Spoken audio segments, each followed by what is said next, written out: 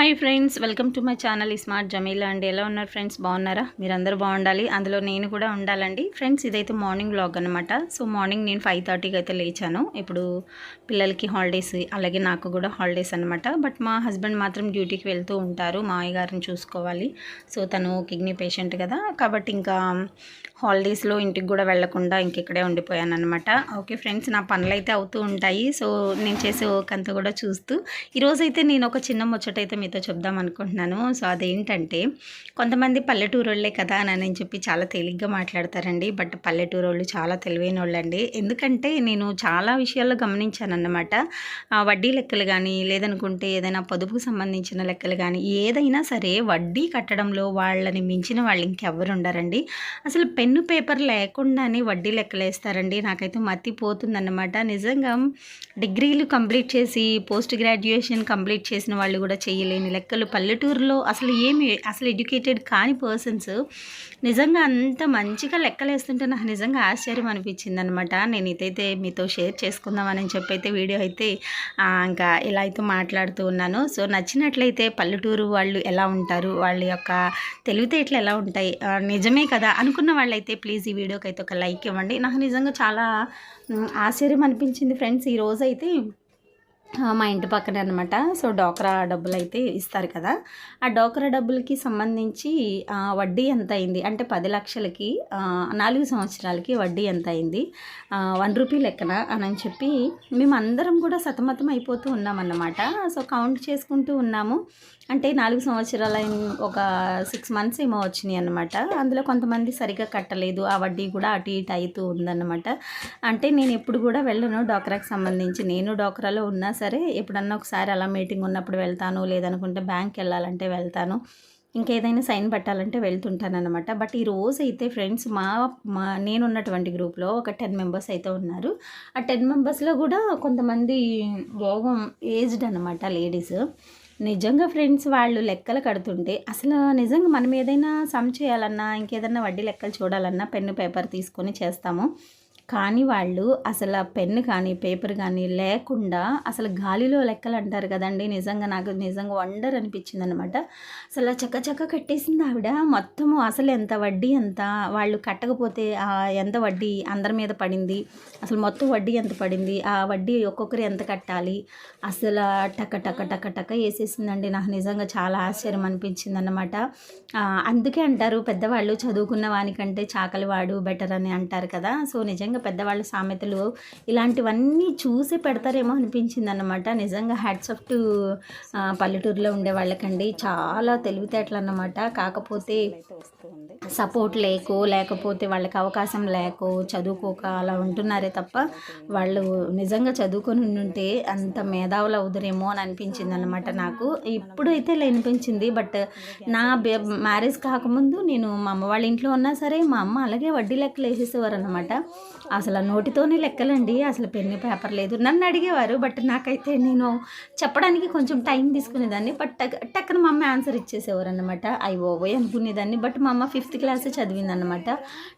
నాకు అనిపిస్తూ ఉంటుంది ఆవిడ మాట్లాడే తెలివితేటలు కానీ, ఆవిడ చేసేటువంటి అడ్జస్ట్మెంట్లు కానీ, ఇవన్నీ అనుకుంటాను నువ్వు బాగా చదువుకొని ఉంటేనమ్మా ఆ రోజుల్లో జస్ట్ 10th క్లాస్ పాస్ అయ్యండి పాటి గవర్నమెంట్ జాబ్ కొట్టేదు అమ్మ నువ్వు అని అంటూ ఉంటానన్నమాట. అంత తెలివిగా ఉంటారండి పల్లెటూరు వాళ్ళని. అసలు మనం తేలిగ్గా అంచనా వేయకూడదన్నమాట.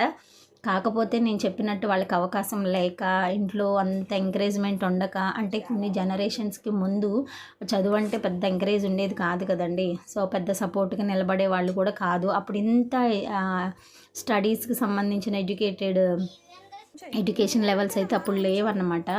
డైరెక్షన్స్ కూడా ఇచ్చేవాళ్ళు లేక, అసలు ఏంటోళ్ళు చదువు అంటే ఏంటోళ్ళు అలా వెళ్ళి అలా రావడమే కదా అని అనుకునేవారు. బట్ ఇప్పుడు ఉన్న పేరెంట్స్ ఏంటంటే చాలా కేర్ఫుల్గా పిల్లల్ని చదివిస్తున్నారు. ప్లస్ అది ఇంకొకటి ఏంటంటే టెక్నాలజీ పెరగడంతో స్టడీస్ బాగా అభివృద్ధి చెందాయన్నమాట. కాబట్టి ఇప్పుడు అన్నీ తెలుస్తున్నాయి.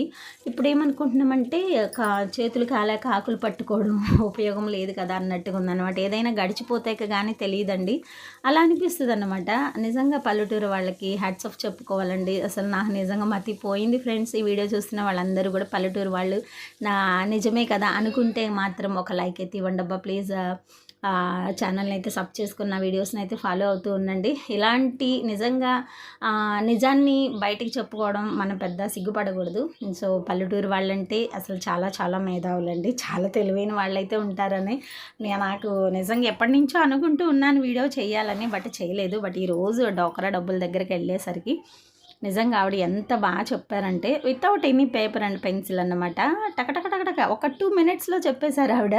4 లక్షలు 1 రూపీ వడ్డీ, నా 4 సంవత్సరాలు 8 నెలలు ఇంత అయింది. ఒక అబ్బాయి కట్టడం మానేశాడు, బట్ వాడు వడ్డీ ఎంత అయింది, తన వడ్డీ, సో అందరి మీద ఎంత పడింది, సో పొదుపు ఎంత ఉంది, ఇవన్నీ కట్టేసి మొత్తానికి మాకు ఫైనల్ ఫిగర్ చూపించారనమాట. నిజంగా చాలా ఆశ్చర్యం అనిపించేసింది కదా ఫ్రెండ్స్. ఇలాంటివి వింటూ ఉంటే కూడా కొంచెం హ్యాపీగా ఉంటుంది. అయ్యో మన పిల్లలు కూడా ఇలా చదివి ఇలా వేస్తే బాగుండు అనిపిస్తూ ఉంటుంది. బట్ ఈ రోజుల్లో ఏంటండి, పెన్ను పేపర్ ఉంటేనే కానీ మనం సమ్ములు కానీ ఇంకేదైనా లెక్కలు కానీ చేయలేకపోతున్నాము. బట్ ఇప్పుడున్నటువంటి ఈ జనరేషన్ వాళ్ళతో పోల్చుకొని సో పెద్దవాళ్ళని కానీ లెక్కలు అడిగితే టకటక చెప్పేస్తారనమాట. ఓకేనండి, ఈ రోజుటి ముచ్చటైతే ఇదేనన్నమాట. ఓకే, నేను నిజంగా చాలా వండర్ అయ్యాను ఫ్రెండ్స్. మీకు ఎలా అనిపించిందో వీడియో అయితే కామెంట్ చేయండి. అలాగే మీరు ఎవరైనా ఇలాంటి లెక్కలు వేసే వాళ్ళని కానీ చూసి ఉంటే ప్లీజ్ కామెంట్ బాక్స్లో అయితే షేర్ చేయండి. వాళ్ళు ఎలా, అసలు మీరు ఎక్స్పీరియన్స్ ఎలా ఉందో వాళ్ళని చూసి. ఓకే, ఇక్కడైతే చూసారు కదా బ్రేక్ఫాస్ట్ అయితే నేను ఇడ్లీ పెట్టేశానండి. సో ఎప్పుడో కానీ ఇడ్లీ చేయను అనమాట, ఎందుకంటే మా పిల్లలు పెద్దగా ఇడ్లీ ఇష్టపడరు. ఓకే, ఇంకా ఇడ్లీ కూడా ఉడికిపోయింది. ఈ ఇడ్లీ ఉడికిందా లేదా అని తెలుసుకోవడానికి మనం జస్ట్ ఒక ఫింగర్ ఎలా పెడితే అతుక్కోకపోతే ఇంకా ఇడ్లీ ఉడికినట్టేనండి. సో చాలామందికి తెలియదు అన్నమాట, ఈవెన్ నాకు కూడా కొన్నిసార్లు తెలిసేది కాదు. తర్వాత మా మమ్మీ చెప్పారన్నమాట. సో బొంబాయి చట్నీ అయితే రెడీ అయిపోయింది. ఎమ్మీగా మంచి స్మెల్ అయితే వస్తూ ఉంది. బొంబాయి చట్నీకి మంచి టేస్ట్ రావాలంటే మనం పోపులో వేసుకునేటువంటి దినుసులను బట్టే ఉంటుందండి. సో ఆవాలు, జీలకర్ర, కొంచెం అయితే మెంతులు అయితే వేసాను అన్నమాట. సో వెల్లుల్లి అయితే వేయొద్దండి, ఎండుమిర్చి, కరివేపాకు సరిపోతుంది. అందులో కొంచెం అల్లం ముక్కలు అయితే యాడ్ చేసుకోండి. సూపర్ అయితే ఉంటుందన్నమాట. ఈ తాలింపు అంతా కొంచెం రోస్ట్ అయ్యాకైతే వాటర్ వేసేసుకొని, పసుపుతో పాటు వాటర్ వేసుకొని అది కొద్దిగా మరిగాకైతే మనం శనగపిండి వేసుకుంటే సరిపోతుంది. శనగపిండి కూడా మనము వాటర్లో తడిపెట్టే వేసుకోవాలండి. ఇక్కడ మా అమ్మ ఏం చేస్తుందా అనుకుంటున్నారా, నేను బొంబాయి చట్నీ చేశాను, కానీ తను ఏం చేస్తుందో తెలుసా అండి, మళ్ళీ వేరుశనగలు వేయించేసుకొని వేరుశనగ పలుకులు.